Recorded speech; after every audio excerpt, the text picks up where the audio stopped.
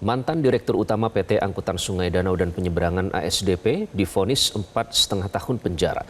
Majelis Hakim menyatakan Ira terbukti bersalah dalam kasus akuisisi PT Jembatan Nusantara tahun 2019-2022.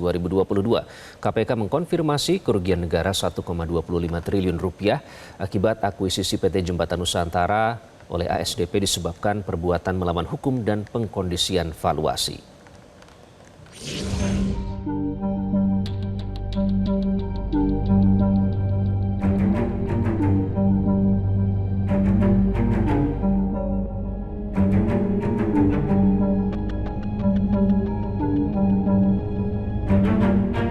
Maka di kesempatan ini perkenankan kami memohon Bapak Presiden membantu memberi perlindungan hukum pada Ira Puspadewi, Muhammad Yusuf Hadi, dan Hari Muhammad Adi Caksono. Mereka bertiga tidak berbuat kejahatan apapun. Mohon bantu mereka dapat menghirup udara merdeka pada 10 Windu Republik tercinta ini. Itulah sepenggal surat terbuka suami mantan Direktur Utama ASDP, Ira Puspadewi, untuk Presiden Prabowo Subianto. Permohonan ini diajukan atas kasus dugaan korupsi akuisisi PT Jembatan Nusantara yang menjerat istrinya dan 2 mantan direksi lainnya. Kini beberapa pihak termasuk ex-dirut ASDP Ira Puspadewi telah divonis 4 tahun 6 bulan terkait kasus ini. Meskipun ada dissenting opinion dari Ketua Majelis Hakim Sunoto.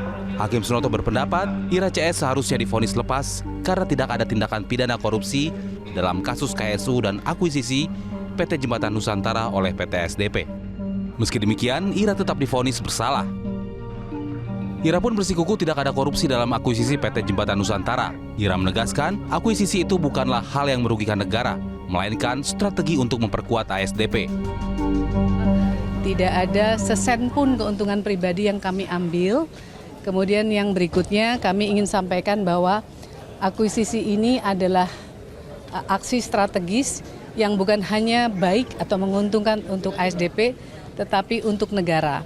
Karena dengan akuisisi ini kami mendapatkan perusahaan dengan izin yang sudah ada moratoriumnya sejak 2017, di mana seluruh izinnya adalah trayek komersial. Dengan trayek komersial ini, maka ASDP dapat memperkuat posisi untuk bisa melakukan subsidi silang bagi perusahaan, bagi daerah-daerah 3T. Menanggapi dukungan dan narasi yang beredar di media sosial bahwa mantan Direktur Utama Ira Puspadewi tidak mendapatkan keuntungan pribadi dan justru menghasilkan keuntungan bagi SDP melalui akuisisi PT Jembatan Nusantara, KPK menjelaskan kerugian negara 1,25 triliun rupiah itu terjadi sebagai dampak dari perbuatan melawan hukum dalam proses akuisisi, termasuk pengkondisian proses dan hasil penilaian kantor jasa penilaian publik. Terdapat bukti percakapan para pihak yang menguatkan fakta soal adanya pengkondisian tersebut. Ada rekayasa dan pengkondisian yang dilakukan baik pada tahap proses maupun hasil saat dilakukan valuasi terhadap aset-aset yang akan diakuisisi, termasuk atas kapal-kapal yang dimiliki oleh PT JN yang akan diakuisisi oleh PT ASDP.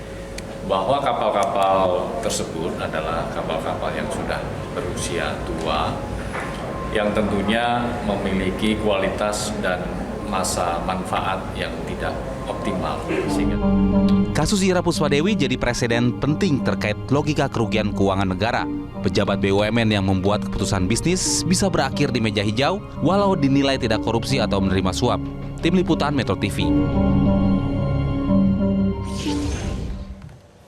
Pemirsa, vonis 4,5 tahun penjara mantan Direktur Utama PT ASDP Indonesia, Ira Puspadewi, memantik ramai diskusi publik. Ira divonis Majelis Hakim bersalah melakukan korupsi dan memperkaya orang lain, padahal di atas kertas perusahaan yang dipimpinnya selama menjabat mencatatkan keuntungan. Kita akan membahasnya bersama pakar hukum pidana Asep Iwan Iriawan yang nanti akan bergabung, dan mantan penyidik KPK Yudi Purnomo. Mas Yudi, selamat malam. Selamat malam Mas Iqbal. Dan ternyata Kang Asep juga sudah bergabung. Kang Asep, selamat malam, apa kabar? Sepertinya masih di mute. Kang Asep, boleh dibuka audionya? Oke, kita masih menunggu Kang Asep untuk setting videonya. Baik, kalau begitu kita ke Mas Yudi terlebih dahulu. Mas Yudi, KPK menyebut ini bukan soal korupsi murni. tapi kelalaian yang menyebabkan kerugian negara. Jadi sebenarnya pada saat penyidikan itu batasnya seperti apa sih? Karena banyak yang menyebut ini batasnya kabur ya antara niat untuk membuat inovasi atau perubahan dengan tindak pidana korupsi. Batasnya itu kabur. Seperti apa sih kalau dalam penyidikan? Ya, sebenarnya kan sudah sangat jelas sekali ya di dalam Undang-Undang Tindak Pidana Korupsi ya pasal 2 ayat 1 dan juga pasal 3 ya Undang-Undang Tipikor bahwa terkait dengan kerugian keuangan negara tentu kan harus ada unsur kesengajaan. Itu yang pertama. Artinya perlu adanya mens rea, perlu adanya pemufakatan jahat yang kemudian dibongkar. Ya, kemudian ada hal lain yang tentu harus diklarifikasi ya bahwa pasal 2 ayat 1 dan pasal 3 ini tidak ada hubungannya dengan yang namanya kickback, artinya tidak menerima untuk keuntungan sendiri. Ini kan yang selalu apa namanya di spill ya oleh orang-orang yang kena dalam kasus ini gitu ya bahwa kan tidak harus menguntungkan diri sendiri tetapi orang lain ataupun suatu korporasi itu bisa gitu ya. Memang saat ini kepercayaan publik kepada KPK itu kemudian menurun tetapi juga jangan sampai membuat kita tidak objektif terhadap kasus-kasus tindak pidana korupsi yang kemudian diusut oleh KPK. Jadi bagi saya clear sebenarnya dari apa yang dilakukan oleh KPK mulai dari penyidikan kemudian sampai penuntutan dan kan sudah divonis juga ya 4,5 tahun ya. Artinya walaupun ada dissenting opinion tetapi bagi saya hakim mengamini ya kerja-kerja dari KPK seperti itu Mas. Jadi bagi saya semua unsur kan sudah terpenuhi dan kemudian ya tinggal kita hormati keputusan ini kemudian apakah yang bersangkutan akan banding ataupun KPK sendiri yang akan banding karena masih jauh dari 8,5 tahun dari tuntutannya seperti itu Mas. Oke, baik Kang Asep sudah bisa bergabung dengan kami. Kang Asep? Udah jelas, Mas Iqbal? Jelas nggak suara saya? Oke, sudah jelas ya. Baik, ya, jelas Kang Asep semua prosedur, semua proses sudah dilaksanakan tadi Mas Yudi menyebut ya.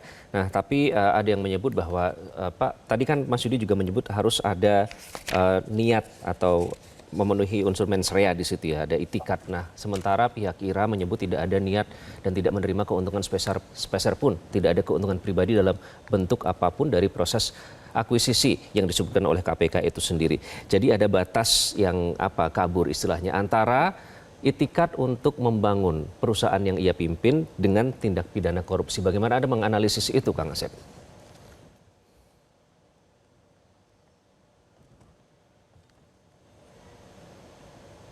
Halo? Kang Asep? Kang Asep sudah bisa mendengar? Halo, jelas nggak suara saya? Sudah jelas Kang Asep bisa dengar suara dari studio tidak? Jelas kok, dengar suara jelas. Oke, halo? Jadi saya ulang lagi pertanyaannya Kang Asep ya. Suara Iqbal jelas sekali kok. Oke, jadi tadi belum dengar ya Kang Asep. Oke, jadi tadi disebut oleh Mas Yudi, semua sudah memenuhi KPK sudah menjalani prosesnya, dilakukan sesuai dengan prosedur dan juga sudah divonis. Nanti tinggal mengikuti proses selanjutnya, banding dan lain-lain karena hukuman tidak masih rendah dibandingkan tuntutan jaksa. Tapi di sisi lain, ini ada yang menyebutkan bahwa Ibu Ira kan tidak menerima speser pun untuk keuntungan pribadi. Artinya tidak ada itikat untuk mengambil keuntungan pribadi di situ, melainkan untuk meningkatkan kinerja perusahaan. Nah, ada batas kabur di situ, Kang Asep. Bagaimana Anda melihatnya di dalam proses penyidikan pidana? Ya, yang pertama kita hormati putusan pengadilan. Jadi res judicata properat habetur. Putusan harus dianggap benar sepanjang belum dibatalkan. Jadi artinya putusan harus dihormati dulu ya. Itu dulu. Ya, yang menarik adalah tadi yang sekarang ramai di media itu dia tidak terima korupsi tadi udah disinggung oleh Mas Yudi.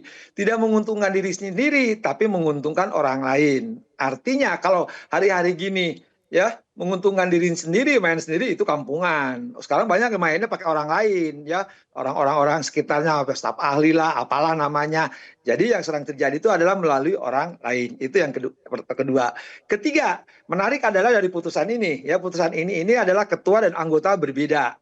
Tapi menarik juga dua-dua pertimbangan ya, dan artinya yang pertama menyatakan itu adalah BJR ya, business judgment right, artinya itu adalah soal perdata sehingga harus lepas. Tapi dua anggota mengatakan, jadi ketika proses akuisisi dari kapal itu justru merugikan 1, sekian triliun ya. Dari mana merugikannya?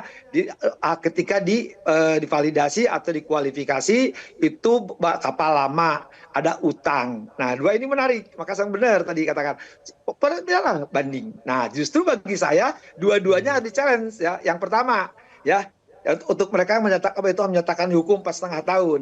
Kalau hakimnya yakin itu perbuatan adalah melawan hukum ya, dan itu korupsi merugikan negara, harusnya mereka berpatokan kepada peraturan Mahkamah Agung nomor 1 tahun 2020. Karena 1,2 triliun, sekali lagi, kalau saya hakimnya, saya hukum di atas 16 tahun, bisa seumur hidup, sekali lagi, kalau itu yakin. Karena kenapa dia 4,5 tahun? Kalau itu merugikan negara 1,2 triliun dengan menghitung itu, harusnya hukumnya di atas 16 tahun. Itu peraturan Mahkamah Agung nomor 1 tahun 2020. Karena ada pemeringkatan tinggi, sedang, rendah. Dan bagi hakim yang menyatakan lepas, justru dia ada pertimbangannya, catatan saya, harusnya ketika perhitungan, hakim boleh menghitung, ada peraturan Mahkamah Agung. Jadi ketika misalkan negara tidak dirugikan, disitulah yang menarik. Tapi saya percayalah, ya biarlah banding, kita percaya hakim-hakim tinggi sekarang di DKI itu hakim-hakim pilihan. Dan saya yakin ya, kalau ini terbukti harus dihukum berat, karena 1,2 triliun. Baik Kang Asep, nanti kita akan lanjutkan nanti ya, karena kita harus hadirkan informasi terkini langsung dari lapangan. Nanti kita akan lanjutkan pembahasan soal ini. Kita akan kembali membahas terkait dengan vonis terhadap mantan Dirut ASDP Ira Puspadewi. Kang Asep, Mas Yudi masih bergabung dengan Prime Time News? Ya. Masih, Mas Iqbal. Mas Yudi, ada pernyataan bahwa dari hakim ya, bahkan mengakui bahwa Ira CS ini sebenarnya sudah mencetak prestasi dan mengubah PT ASDP menjadi lebih baik. Oleh karena itu hukumannya menjadi lebih ringan dari tuntutan ya.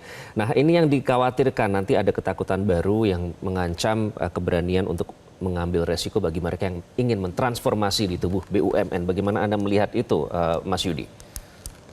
Ya, saya pikir hakim sudah bijak ya ketika memang ada prestasi, ya kemudian dikatakan prestasi. Tetapi kan tidak menafikan ya bahwa hakim pun ya sudah meyakini ya bahwa telah terjadi tindak pidana korupsi, ya kemudian ya berani memvonis ya, walaupun tadi satu DO ya, dissenting opinion, tapi kan tidak mempengaruhi putusan. Itu yang pertama. Kemudian yang kedua, bahwa sebenarnya kan banyak lah putusan-putusan bisnis yang dilakukan oleh direksi-direksi BUMN selama ini. Kenapa ini yang kemudian masuk ke dalam ranah penyidikan ya, setelah mulai proses penyelidikan dan pengaduan masyarakat di KPK, kemudian sampai ke pengadilan yang divonis bersalah untuk tingkat pertama ya, tentu asas praduga tak bersalah tetap dikedepankan karena ini belum ingkrah ya. Artinya kesesuaian antara saksi-saksi ya, kemudian barang bukti, petunjuk, dan kemudian hasil audit oleh KPK itu kan berhasil membuktikan bahwa ternyata dari putusan tersebut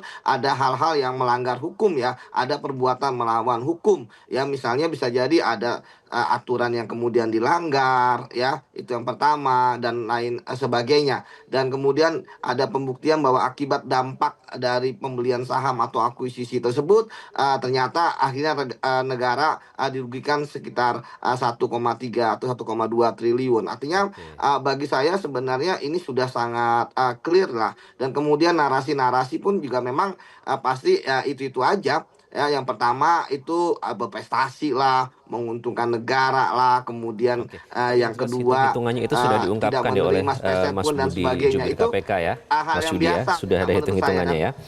Oke, ya. Baik Kang Asep, terakhir Kang Asep, ini kan banyak yang mengacu pada kasus Tom Lembong saat itu yang diberikan abolisi. Kurang lebih desakan dari publik hampir sama ya, karena mereka dinilai tidak memperkaya diri, kebijakan yang diambil ini tapi dinilai merugikan keuangan negara begitu. Nah, lalu ada pertanyaan, jika setiap keputusan berani ini dapat dihadapkan pada ancaman pidana, maka tentu jauh lebih aman nanti jika mereka ini tidak ambil keputusan sama sekali, ya udah pasif saja mengikuti status quo begitu. Nah, bagaimana Anda memandang itu? Karena nanti dikhawatirkan BUMN yang sudah mencetak laba kemudian sudah maju nanti akan kembali ke budaya lama, birokratis, lamban, tanpa terobosan. Bagaimana Anda melihat ke depannya, Kang Asep? Ya, jadi jangan dikatakan dia berprestasi ya, tidak korupsi, satu itu. Kedua, ya, kalau putusan sudah jalan, sudah diputus, upaya hukumnya adalah banding. ya, atau dia nerima putusan. Jadi jangan selalu mengatakan itu ya salah itu. Sekali lagi saya berani mengatakan debat dengan siapapun ya. Abolisi, amnesti. Jadi ketika putusan sekarang tidak keberatan kemudian minta abolisi ya, apalagi amnesti ya yang sedang terjadi itu salah. Karena ada status putusannya seperti yang ada kasus sebelumnya. Itu kan sebenarnya mengajukan upaya hukum, apalagi kalau si KPK mengajukan upaya hukum, yang mengajukan hukum, status berkasnya apa? Jadi sekali lagi terhadap putusan hanya upaya hukum, ya sudah BHT barulah silakan ajukan amnesti, abolisi, ya gerasi itu boleh. Jadi kalau sedang berproses yang bersangkutan tidak terima, jangan mengambil alih-alih ya amnesti, abolisi, tempuh dulu upaya hukum. Karena kalau tidak tempuh upaya hukum, status berkasnya apa? Karena yang bersangkutan secara hukum sekali lagi ya dinyatakan salah ya. Nah maka silakan banding. Nah ketika banding biar nanti hakim banding nggak memutus. Tapi kalau sedang proses banding sekarang diributkan dikaitkan dengan perkara-perkara yang dulu itu ya dengan istilah amnesti, abolisi ya itu salah sekali lagi. Oke. Baik, jadi ini bukan soal keadilan substantif melawan keadilan prosedural ya, karena tentu kan banyak pertimbangan, Kang Asep.